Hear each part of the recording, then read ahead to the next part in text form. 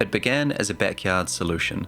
A Mexican homeowner built walls to keep tennis balls from flying away and accidentally sparked a global sensation. Today, paddle courts rise in thousands of cities.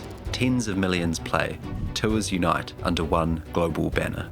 You might be surprised at how it all started and how close the sport came to never existing at all. So strap in, because this is the full history of how a backyard game became one of the fastest growing sports on earth. The ideas behind paddle weren't new. For centuries, people had played racket sports built around walls, angles, and rebounds. In medieval Europe, nobles played real or royal tennis inside enclosed stone courts where rebounds were part of the strategy, a game of angles, precision, and patience.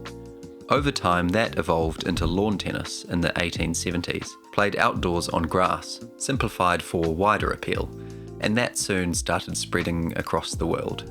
But while tennis became faster and more open, the original use of wall philosophy never quite disappeared. By the 1830s in England, students at Harrow School mixed ideas from rackets and fives and created squash, a quicker, tighter wall game that turned rebounds into tactics. It proved that smaller courts and walls could make play more exciting, not less, an idea the 20th century would revisit in new forms.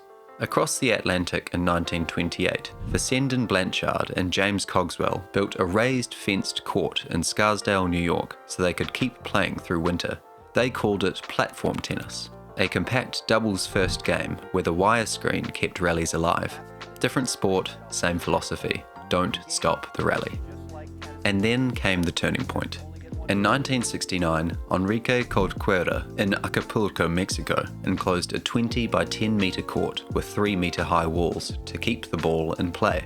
A social, doubles-friendly game that felt like tennis and squash had met in the middle. He called it Padel Corcuera, part tennis, part squash, completely addictive. He wasn't trying to invent a new sport, he was simply adapting tennis to fit his yard. But that small adaptation, enclosing the court to keep the ball in play, changed everything. Corcuera couldn't have known it, but he had just created the perfect social game. A smaller court, longer rallies, and a sport that almost anyone could pick up. A simple idea that would soon travel across the Atlantic. If you're enjoying this video, give it a like and subscribe. It's free to do and it really helps me keep motivated to make more videos.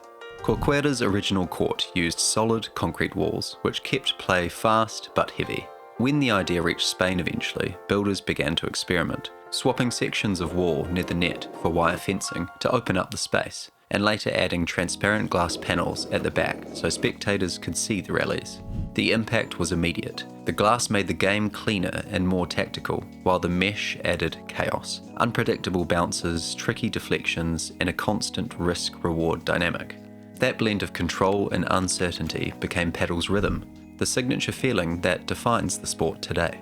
A paddle court measures 10 metres by 20, divided by a net that measures 88 centimetres in the middle, enclosed by glass and wire mesh, and played almost always in doubles. The walls aren't barriers, they're opportunities. Defenders turn smashes into counterattacks. Angles, rebounds, and teamwork matter more than straight power. It's fast, social, and endlessly strategic. A sport built for competition and connection, and that's what made people fall in love with it, even before most of the world knew it existed. By the early 1970s, the idea started to travel. In 1974, Spanish aristocrat Prince Alfonso de Hohenlohe visited Corcuera's home and fell in love with the game and brought it back to Spain. In that same year, he built 2 courts at the Marbella Club Hotel, and the resort crowd went wild.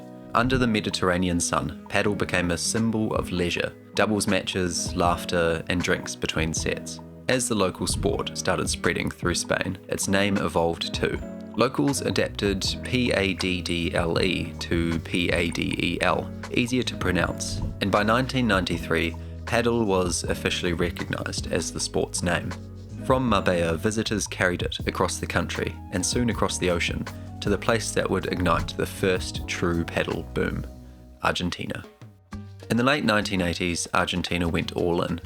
Paddle courts appeared everywhere, in city centres, rooftops, and backyards. By the early 1990s, paddle was second only to football. Crowds packed venues to watch stars dominate international tournaments. In 1989, coach Georges Galeotti built the first detachable glass court, nicknamed the Crystal Palace. For the first time, padel could be transported, showcased and televised, a breakthrough that turned it from a local pastime to a global spectacle. But when Argentina's economy crashed in the late 1990s, thousands of clubs closed overnight. Padel's first global age ended, but not for long. Spain was ready to rebuild it. In 1991, the International Padel Federation formed, uniting Argentina, Spain and Uruguay. A year later came the first Padel World Championship, hosted in Madrid and Sevilla, the sport's first truly global event. Through the 2000s, Spain professionalized everything. The Padel Pro Tour launched in 2005, giving top players a circuit. By 2013, the World Padel Tour took over, backed by sponsors, broadcast deals and professional rankings. Icons like Fernando Belasteguin and Juan Martin Diaz dominated the sport for over a decade, blending Argentine flair with Spanish precision. By the mid-2010s, Spain had become the sport's global epicenter, and the world was watching. And then came an unexpected catalyst, the pandemic. While most sports shut down, padel thrived. Its small court, doubles-only format made social distancing easy, and its outdoor nature meant that clubs could reopen sooner than gyms or indoor arenas. Across Europe and Latin America, thousands discovered padel for the first time, accelerating a growth curve that was already steep. As the number of players exploded, the professional scene began to shift. Two major tours, the World Padel Tour and the new Premier Padel, backed by Qatar Sports Investments, were now competing for control of the sport's future. In August 2023, Premier Padel acquired WPT, uniting the elite circuit under one global banner from 2024 onward. For the first time, padel had a single professional identity, governed by the International Padel Federation. And fittingly, in 2022, an exhibition in Acapulco paid tribute to Enrique and Viviana Corcuera, taking padel back to where it all began. Today, padel is one of the fastest growing sports on Earth. There are around 30 million players across 130 countries. In 2024 alone, roughly 7,000 new courts were built, a 26% increase, bringing the total to around 50,000 worldwide. Forecasts suggest around 70 to 80,000 by the end of 2026. Spain still leads with about 17,000 courts, but Italy, France and the Netherlands are catching up quickly. In the UK, courts reached 1,000 by July 2025 across 325 venues. In the United States, the count jumped from under 200 courts in 2022 to well over 600 by mid-2025, with some reports approaching around 800. And across the Middle East, cities like Dubai and Doha have become hubs for tournaments, influencers, and celebrity-owned clubs. Even tennis legends like Novak Djokovic admit that padel's rise is reshaping the entire racket sport landscape. And now we have the padel, or padel as you call it in the States. On a club level, tennis is endangered, and if we don't do something about it, as I said, globally or collectively, padel, pickleball in States, they're going to convert all the tennis clubs into padel and pickleball. Spain and Argentina may have started it, but now they represent less than half the world's courts. Padel isn't just expanding, it's everywhere. And while the sport spread across continents, technology quietly reinvented it. Apps like Playtomic, Club, and Padel Mates now power nearly every match, handling bookings, ratings, and partner matchmaking.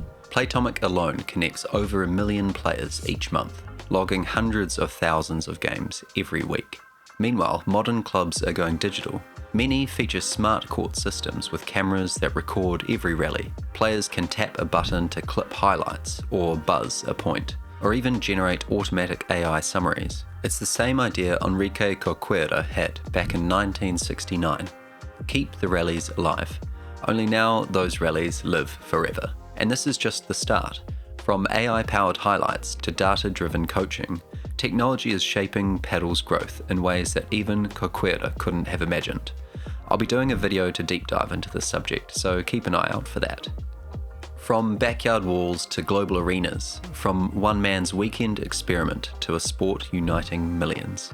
Half a century later, padel hasn't just survived, it's flourished. A game born from limitation became one defined by connection. And that might just be the real secret behind its rise. If you enjoyed this deep dive, give it a like. It really helps more people discover the story of this incredible sport. And subscribe.